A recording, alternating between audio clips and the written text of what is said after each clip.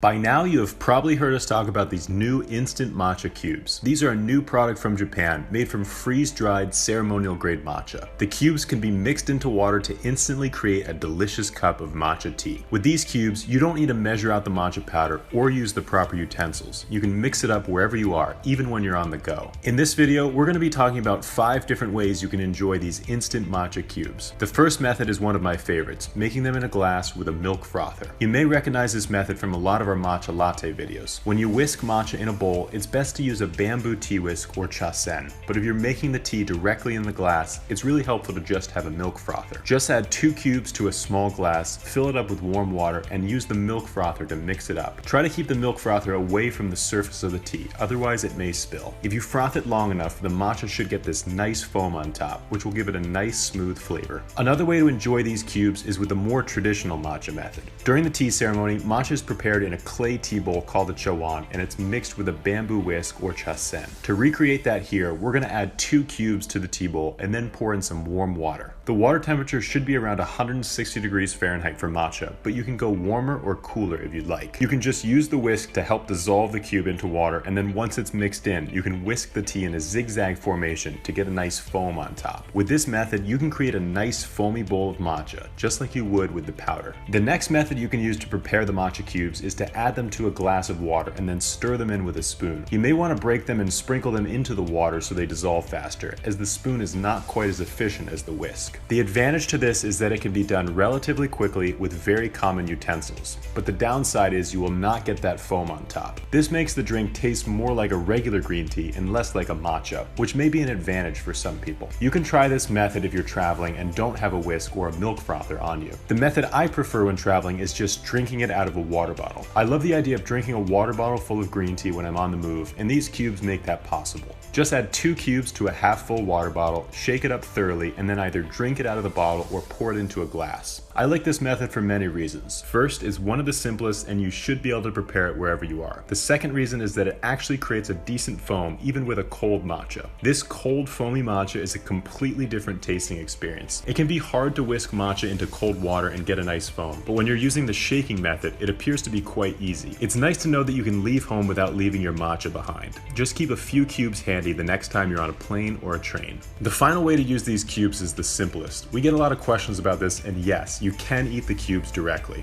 This is something I would not recommend as they are incredibly dry, but according to the box, it is okay to do. I tried this on a couple of different occasions and I found myself reaching for the water to help wash down the cube. Technically, this would be the simplest way to consume the matcha cubes, but I still think the water bottle is my favorite. Which method is your favorite?